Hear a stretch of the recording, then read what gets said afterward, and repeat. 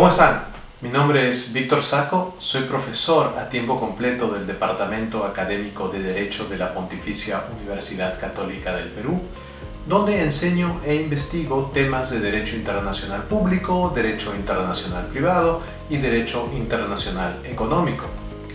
En el marco de los videos que las profesoras y profesores del departamento estamos haciendo con respecto al COVID y los derechos humanos, yo quería tratar con ustedes una pregunta de investigación, y es si es que los tratados bilaterales de inversión, las obligaciones del Perú en materia de inversión, son una limitación para que el Perú adopte políticas que protejan los derechos humanos, como el derecho humano a la salud, en ámbitos de pandemia o de desastres.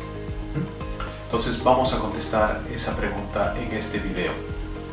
El enfoque que quiero darle a la respuesta tiene que ver desde un enfoque de derecho internacional público y derecho internacional de las inversiones.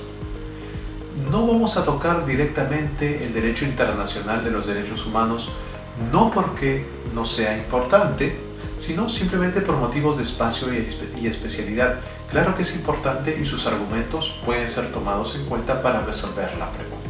Vayamos entonces a responder esta pregunta. ¿Son o no una limitación las obligaciones de Perú en materia de inversiones para la aplicación de medidas de política pública para proteger a la salud de la población?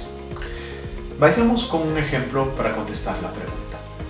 En el tiempo de pandemia, el gobierno ha adoptado diversos mecanismos, diversas estrategias, diversas medidas para combatir el contagio por el COVID-19.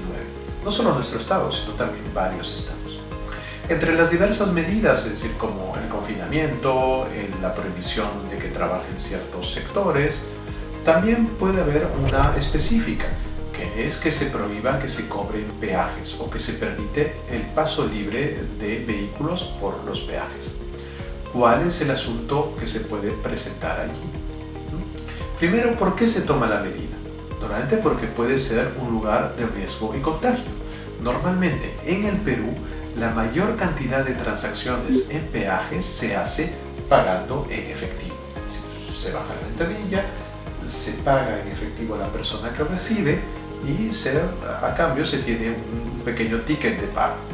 Entonces, las posibilidades de contagio que pueden darse en esa relación es posiblemente por los aerosoles o gotículas que pueden intercambiarse en el saludo, pedir si se quiere boleto o factura o no, e incluso en ese momento se podría pensar que también en recibir el dinero podría ser una fuente de contagio, si es que no se tenían todavía estudios sobre la transmisión del virus por objetos. Entonces, para evitar que las personas en esta relación puedan contagiarse, se consideró una ley por la cual se prohibía el cobro de peajes o se tenía la vía libre en cuanto a peajes. Entonces, es una medida de política pública que está de acuerdo con las obligaciones del Perú de proteger la salud de sus habitantes dentro de su territorio. Entonces, esa es una política clara de protección de los derechos humanos. ¿Y por qué podría ser una limitación el que exista un derecho internacional de las inversiones que protege a un inversionista? Para eso tenemos que contestar algunas preguntas para, entrar en la materia.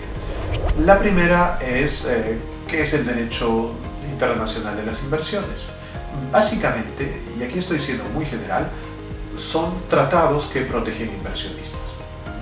Normalmente son tratados bilaterales. Por ejemplo, Perú y Francia ratifican un tratado por el cual se le van a otorgar ciertos derechos tanto a los inversionistas peruanos, si es que invierten en Francia, sean personas naturales o jurídicas, o a las inversionistas francesas cuando invierten en el territorio peruano. Es un tratado bilateral.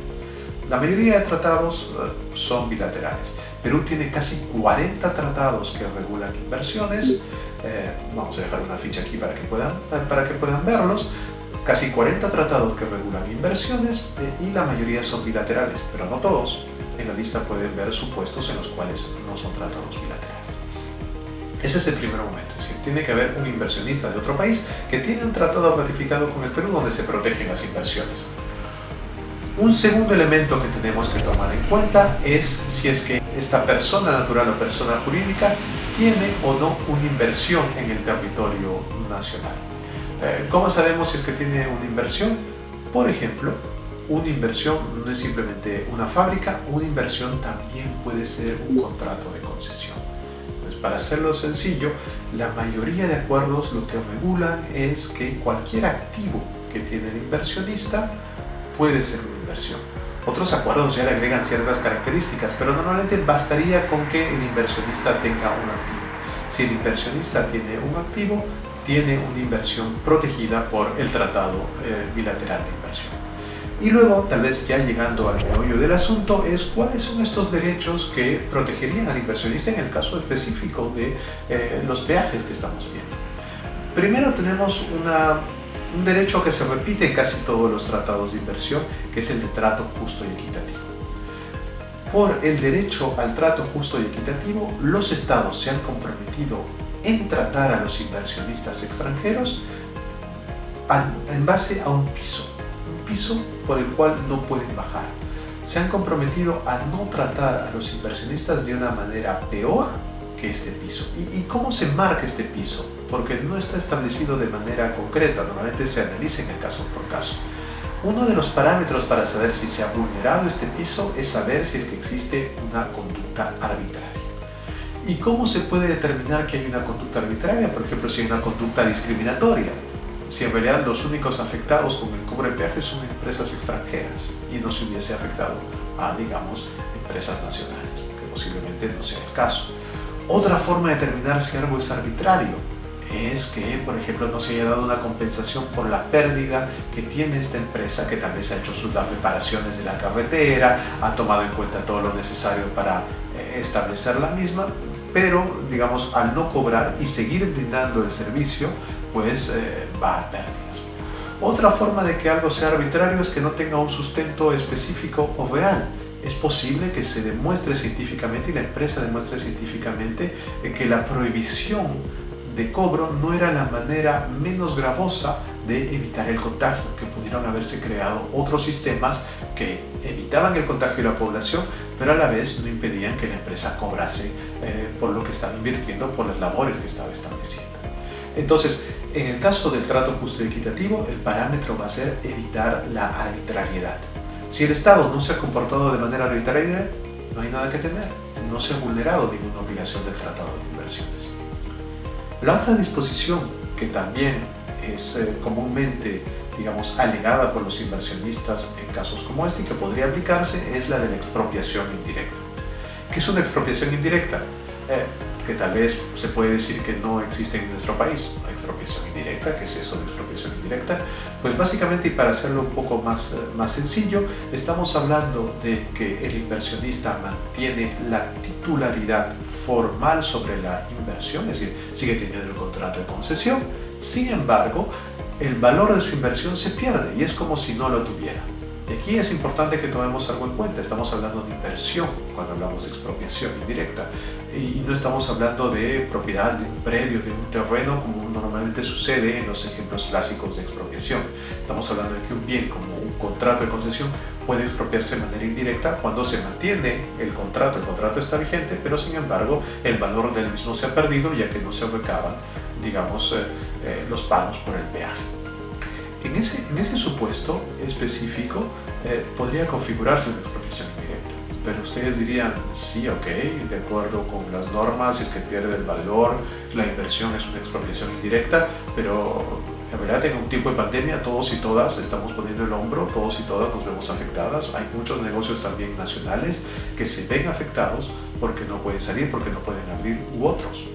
Y solo los extranjeros entonces tendrían esta vía de reclamo internacional que podría terminar en una compensación millonaria.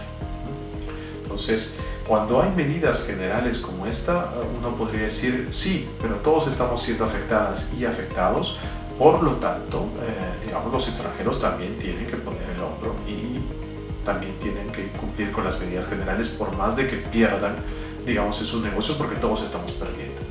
Entonces, nuevamente, el poder del Estado de tomar estas medidas generales se mantiene, no se ha renunciado de manera internacional y los inversionistas extranjeros también tendrían que cumplir con estas medidas por más de que pierdan dinero, excepto, nuevamente, si es que se demuestra que la medida ha sido arbitraria, es decir, que no hay base científica para demostrar ello, que se podría haber logrado el mismo fin de otra forma. Aquí tal vez ustedes, quienes ya han estudiado constitucional, ven un parangón o una relación entre el test de proporcionalidad, es decir, saber si había otra medida, la medida es idónea, no podría ser reemplazada por otra gravosa.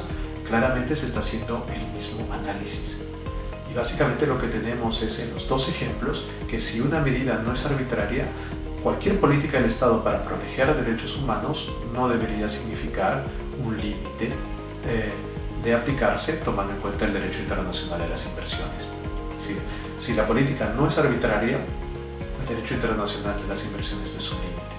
En el caso de arbitrariedad, tal vez sí es un límite, pero no lo veamos como un límite, posiblemente también es una oportunidad.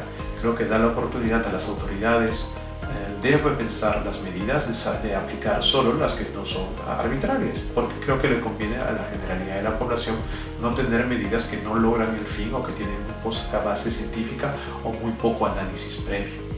Entonces es posible tomar, por ejemplo, esto como una oportunidad y no como una limitación. Entonces, estas son tal vez algunas de las conclusiones por las cuales creo que el derecho internacional en las inversiones no es un limitante para políticas públicas coherentes, no arbitrarias. La primera son tratados de derecho internacional, comprometen a los estados, y los estados saben al comprometerse que lo único que importa no son solo las inversiones, tienen también obligaciones de derechos humanos. Es por eso que en los nuevos tratados se establecen claramente excepciones muy similares a las que tenemos en los tratados de libre comercio, donde los estados también claramente han dicho no todo es comercio, si en algún momento el comercio llega a afectar la salud de la población o su vida, yo voy a dejar de aplicar o suspender la aplicación de normas de comercio.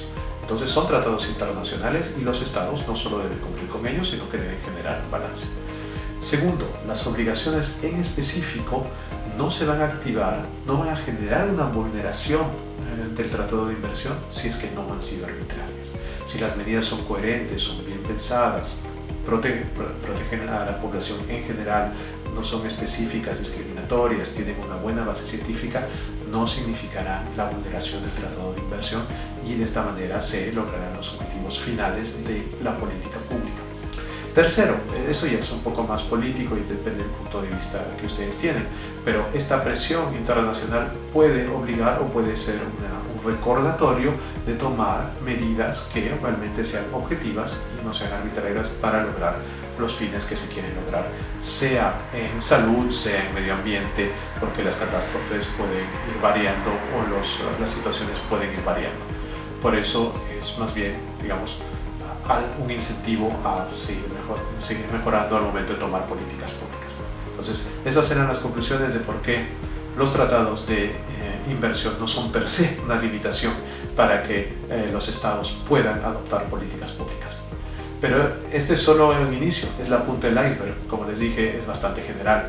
El reto ahora para ustedes es tal vez demostrar si es que lo que les he dicho es del todo cierto, si hay casos específicos en los que no se cumpliría y cómo aliviarlos, porque el cumplimiento de los derechos humanos y el cumplimiento de también el balance con una economía responsable es algo importante dentro de un Estado de Derecho.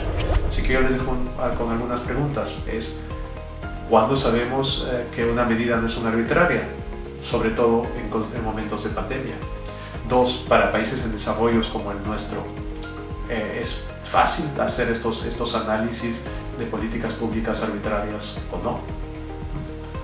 ¿Será diferente la aplicación en lo que hablamos de los tratados bilaterales de inversión de los años 90 o habrán cambiado la aplicación a partir de los TLCs que comienzan con el Tratado de Libre Comercio con Estados Unidos? Les dejo con estas preguntas. Sí, vayan más allá. Lo que les he comentado es solo un compartir, pero ustedes pueden lograr mucho más. Muchas gracias. Mi nombre es Víctor Saco. Que estén muy bien.